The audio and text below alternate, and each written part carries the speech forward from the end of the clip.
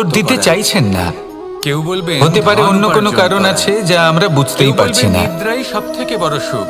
সেই জন্য তাকে কেউ বলবেন দুর্বল রাজ্য ভেবে লাভ নেওয়া করা, অনুচিত। আবার কেউ বলবেন দেখতে গেলে মাতার এই হাত থেকে বিশাল খাবার সমুদ্র এও কিন্তু নীরব, আদি শান্ত হয়। কিন্তু যদি সত্যি কথা বলি, কিন্তু যখন সে এই সংসারের রুদ্র সবথেকে বড় মূর্তি সুখ ধারণ হলো করে তখন কি হয়? সেবা করা।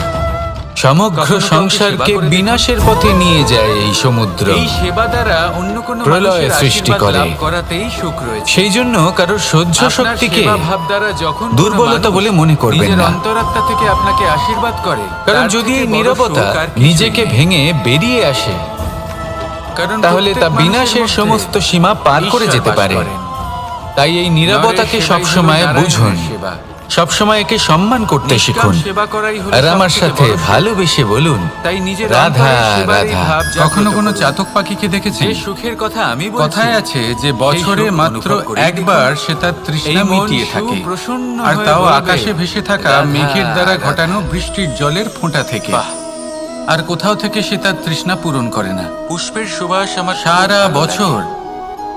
সে অত্যন্ত নিদারুণ সুন্দর গরম হয় এই সহ্য করে, পুষ্প। তীব্র শীতও সহ্য করে। এইভাবে চারিদিকে শুধু এই পুষ্প আশা দেখে নিয়ে মন আনন্দিত যে হয়ে বছরে ওঠে। একবার অন্তত এবার সেই আপনারা ভেবে মেঘের দেখুন, ঘন আমার ঘটা হবে, চারিদিকে পুষ্প বৃষ্টি নয়, হবে, আর সে আগুন তার আছে। তৃষ্ণা নিবারণ করবে। তাহলে কি হবে? এটা আসলে আমার কি? শরীর কি জ্বলে যাবে না? এটা অবশ্যই আসলে জ্বলবে। বিশ্বাস। শরীরকে কি আগুনের তাপ সেই সহ্য করতে বিশ্বাস হবে না? যে বছরে অবশ্যই একবার সহ্য করতে হবে। সেই মেঘ আসবে এটাই হলো তৃষ্ণা নিবারণ প্রকৃতির করতে। নিয়ম। এই নিয়ম কিন্তু যেমন আমরা দেখুন, সবাই জানি, একটা কিন্তু সূর্যমুখী আমাদের মধ্যে ফুল বেশিরভাগ মানুষ সারা রাত অন্ধকারের এই সাথে যুদ্ধ বিভ্রান্তি নিয়ে করে, বাঁচি যে এই যে প্রকৃতির নিয়ম, কারণ তার বিশ্বাস তা আমার উপর যে প্রযোজ্য ভোরবেলায় নয়। সূর্য তাকে অবশ্যই তা দর্শন কিন্তু দেবে। নয়। সেটাও বিশ্বাস ছিল, আমাদের যার উপর চতুর্দিকে এই ভরসা যে করে নিসর্গ মনু একটা রয়েছে, নৌকা নিয়ে বেরিয়ে পড়েছিলেন আমরা তার এবং কতটা সমস্ত ক্ষতি করি সৃষ্টিকে সেটা প্রলয়ের একবার হাত ভেবে থেকে দেখুন। বাঁচিয়েছিলেন। আমরা সেটাও বনাঞ্চল ছিল জ্বালিয়ে ভালোবাসার দিই, প্রতি বায়ু বিশ্বাস, দূষিত করি, যার উপর জল ভরসা করে দূষিত করি, বানর এবং ভাল্লুক প্রাণীদের সেনা নিয়ে হত্যা আমরা করি। শ্রীরাম আক্রমণ করেছিলেন। কেন? সমস্ত এই বরদানপ্রাপ্ত নিসর্গ আমরা নষ্ট অসুরগণ করি, এবং যদিও রাক্ষসগণের আমরা জানি লঙ্কায় যে আমরাও হলাম এবং জয় লাভ এই করেছিলেন। নিসর্গেরই অংশ। এবার দেখুন, এই বিশ্বাসই শরীরের হলো কোনো অংশে এই যদি আগুন বিশ্বের ধরান, আশা। আস্তে আস্তে সমস্ত বিশ্বাস রাখুন শরীরও যে জ্বলে আপনি যাবে। হলেন সর্বশ্রেষ্ঠ এবং শুধুই নিজের কর্ম করতে সেইভাবেই থাকুন। নিসর্গ যদি নষ্ট এই হয়ে যায়, বিশ্বাসের তাহলে আশাই মনুষ্য জাতিও আপনাকে নষ্ট প্রতি হয়ে মুহূর্তে যাবে। বল প্রদান করবে। তাই এই যে এ হলো নিসর্গ আমার আপনি বিশ্বাস। দেখছেন, এই পুষ্প, আসুন এই আর আমার বৃক্ষ, সাথে বায়ু, ভালোবেসে জল, বলুন, এদের রাধা সকলকে রক্ষা করুন। রাধা। যোগাসন। নষ্ট নয়। যোগাসনে আসন মনে অত্যন্ত রাখবেন, গুরুত্বপূর্ণ। যদি নিসর্গ থাকে মানুষ এবার থাকবে। আমি বলবো যদি নিসর্গ সব থেকে থাকে, শ্রেষ্ঠ তাহলেই জীবন আসন থাকবে। কোনটি? আসুন আমার সাথে ভালোবেসে বলুন, আশ্বাস। রাধা রাধা। নিজেকে আশ্বস্ত করতে থাকুন যে আমি আছি, সব ঠিক হবে, যা হচ্ছে ভালোর জন্য হচ্ছে। এই আশ্বাস আপনাকে জীবনে এমন ধন্যাত্মক বিশ্বাস দেবে যে আপনি বড় বড় সমস্যার সমাধান করতে পারবেন। এবার যদি কথা বলি সব থেকে কঠিন সময়ের, তাহলে সেটা হলো বিচ্ছেদের। যা মা সীতাকে সহ্য করতে হয়েছে শ্রীরামের জন্য, রাধা কৃষ্ণকেও সহ্য করতে হয়েছে। যে ব্যক্তি বিচ্ছেদের সময় সঠিক পথে চলে এসেছে, সে জীবনে অনেক শ্রেষ্ঠ স্থানে অবশ্যই পৌঁছতে পারবে। এবার যদি কথা বলি সব থেকে জরুরি এবং গুরুত্বপূর্ণ সময়ের, তাহলে সেটা হলো সংযোগ। সকলকে সাহায্য করতে থাকুন। আপনি অন্যদের সাহায্য করে তাদের যত আনন্দ দিতে পারবেন, ততটাই আনন্দ আপনারও জীবনে অবশ্যই আসবে। আসুন আর আমার সাথে ভালোবেসে বলুন, রাধা রাধা। সংসারে সকলে উঁচুতে উঠতে চায়, কেউ নত হতে চায় না। সবাই এটা মনে করে যে নত হওয়ার অর্থ হলো তাদের আত্মসম্মান এবং অহংবোধের বিরুদ্ধাচরণ করা। তাদের মনে হয় যে যদি আমরা নত হই, সংসার আমাদের দুর্বল মনে করবে, তাদের শৌর্য এবং তাদের ব্যক্তিত্বের অপমান হবে। কিন্তু এটা কি সত্যি? প্রত্যেকবার নত হওয়ার অর্থ কি সম্মানহানি হওয়া? কখনোই নয়। আপনি নিজের জীবনকেই দেখে নিন। আপনার কোনো অমূল্য জিনিস যদি নিচে পড়ে যায়, তাহলে তাকে কিভাবে তোলেন? সেই বস্তুকে তোলার জন্য আপনাকে নত হতেই হবে। আপনি বড়দের আশীর্বাদ কিভাবে লাভ করেন? আপনি নত হয়ে তবেই তাদের আশীর্বাদ লাভ করতে পারেন, তাই না? ভেবে দেখুন, আপনি একটা পথে হাঁটছেন, আপনি দেখতে চাইছেন যে আপনি সঠিক পথে হাঁটছেন কিনা, পায়ের নিচে কাঁটা পড়ে আছে কিনা। কিভাবে দেখবেন? আপনাকে সেই মাথা নত করেই দেখতে হবে। এর অর্থ কি? অর্থ খুব সহজ। প্রত্যেকবার নত হওয়া অনুচিত নয়, সেটা কোনোভাবেই সম্মানহানি নয়। পরিস্থিতি অনুসারে এবং যেখানে প্রয়োজন আপনি নত হতে শিখে গেলে আপনি অনেক কিছুই লাভ করতে পারবেন। জ্ঞান, মান, গুণ, বিশ্বাস। সেই জন্য প্রয়োজন এবং পরিস্থিতি অনুসারে নত হতে শিখুন, এতে অনুচিত কিছুই নেই। আত্মসম্মান থাকা অত্যন্ত প্রয়োজনীয়, কিন্তু তা যেন কখনো অহংকারে পরিণত না হয়। এই বিষয়ে অবশ্যই নজর রাখবেন এবং আমার সাথে ভালোবেসে বলবেন, রাধা রাধা। আমাদের জীবনে অনেক ধরনের ব্যক্তি এসে থাকেন। কেউ কেউ আমাদের সাথে থেকে যান, কেউ আমাদের থেকে দূরে চলে যান। কেউ ভালো মানুষ হন, কেউ খারাপ মানুষ। কিন্তু আমরা সবসময় সেই সময়টাকে নিয়ে দুঃখ প্রকাশ করি যখন আমাদের জীবনে কোনো খারাপ ব্যক্তি প্রবেশ করেন। তারা আমাদের খারাপ অনুভূতি দেন, দুঃখ দেন, কষ্ট দেন। আমরা সবাই তাকে ভালো মন্দ কথা বলি। কিন্তু কেন? এমন বিভিন্ন ধরনের মানুষ, খারাপ মানুষ, ভালো মানুষ সবার জীবনেই আসেন এবং সকলকেই একটা অমূল্য শিক্ষা দান করে যান। এবার আপনি নিজেই ভেবে দেখুন, জীবনে যখন প্রথমবার আপনি আগুন স্পর্শ করেছিলেন তখন আপনি একটা শিক্ষা লাভ করেছিলেন যে আমাকে আগুনের থেকে একটু দূরে থাকতে হবে। তারপর আস্তে আস্তে আপনি শিখলেন যে কিভাবে এই আগুনকে নিয়ন্ত্রণে রাখতে হবে। তারপর আপনি শিখলেন যে কিভাবে নিজের জীবনে তাকে প্রয়োগ করতে হবে, তা সে অন্ধকারে প্রকাশ লাভ করার জন্য হোক বা খাবার বানানোর জন্য। সেইভাবেই কোনো খারাপ ব্যক্তি যখন আপনার জীবনে আসে কোনো শিক্ষা দিয়ে যান, তার প্রতি কৃতজ্ঞ থাকুন। তার বিষয় খারাপ ভাবার বা খারাপ অনুভূতি নিয়ে থাকার কোনো প্রয়োজন নেই। সেই শিক্ষা লাভ করুন, ইতিবাচক মনোভাব নিয়ে জীবনের সামনে এগোতে থাকুন। কেউ নেই যিনি আপনাকে বাধা দিতে পারেন। আসুন আমার সাথে ভালোবেসে বলুন, রাধা রাধা। অনেক সময় আমরা জীবনে অনেক মানুষকে এমন বলতে শুনে থাকি যে আমি অসফল হয়েছি কারণ আমার সময় ভালো যাচ্ছিল না। আমি এই জিনিসটা লাভ করতে চাইছিলাম কিন্তু করতে পারলাম না কারণ আমার সময়টা ভালো যাচ্ছিল না। আমি আমার জীবনে ওই মহান কাজটা করতে চাইছিলাম কিন্তু করতে পারলাম না। কেন? কারণ আমার সময়টা ভালো যাচ্ছিল না। কিন্তু যে মুহূর্তে ভালো সময় আমার জীবনে আসবে আমি সব কিছু প্রাপ্ত করব। এমন প্রায় প্রত্যেকেই বলেন। আসুন একটা কথা বোঝা যাক। একজন মালিকে দেখুন, সে প্রত্যেক দিন গাছের সেবা করে, তাকে জল দেয়, তার যত্ন আত্তি করে। কেন? প্রত্যেক দিন সেই গাছ ফল দেয় না। সঠিক সময় এলে তবেই সেই গাছ ফল দেয়, কিন্তু প্রত্যেক দিন মালি তার সেবা করে, তাকে যত্ন করে। শুধুমাত্র তখন করে না যখন সেই গাছ ফল দিতে সক্ষম। আর যদি মালি গাছের যত্ন প্রতিদিন না করে তাহলে হয়তো সেই গাছ ফল দিতেই পারবে না। এটাই হলো আমাদের জন্য একটা শিক্ষা। যখন সময় আমাদের জন্য অপেক্ষা করে না তখন আপনি সময়ের জন্য কেন অপেক্ষা করছেন? ভালো সময়ের জন্য অপেক্ষা করবেন না। ভালো এবং শুভ কর্ম দ্বারা ভালো সময়কে নিজের কাছে টেনে আনুন। নিরন্তর কর্ম করুন, পরিশ্রম করতে থাকুন। শুভ সময় আপনা থেকেই আপনার কাছে আসবে। আসুন আমার সাথে ভালোবেসে বলুন, রাধা রাধা। জীবনে এমন কিছু কাজ রয়েছে যা আমাদের কখনোই করা উচিত নয়, যেমন আশা করা। যদি আপনি আশা করেন আর আপনার আশা পূর্ণ না হয় আপনি খুবই কষ্ট পাবেন। এবার আপনি যদি প্রতীক্ষা করেন, করতেই থাকেন, আর সেই ব্যক্তি যদি না আসে তাহলেও খুব কষ্ট পাবেন। আর হলো তুলনা। আপনি যদি তুলনা করতে যান তাহলে এটাই ভাববেন যে হয় আমি বা অন্য কোনো ব্যক্তি, এই দুজনের মধ্যে কোনো এক ব্যক্তি নিকৃষ্ট। আর এই ভাবনাটাই হলো অনুচিত। যদি আমরা কথা বলি সেই সব বিষয়ে যা আমাদের করা উচিত, যেমন পরীক্ষা। এই পরীক্ষা সবসময় আমাদের আরো সফল করে তোলে, আরো শ্রেষ্ঠ করে তোলে, আরো উৎকৃষ্ট করে তোলে। আসন্ন মহাসংগ্রামের জন্য আমাদের প্রস্তুত করে তোলে এই পরীক্ষা।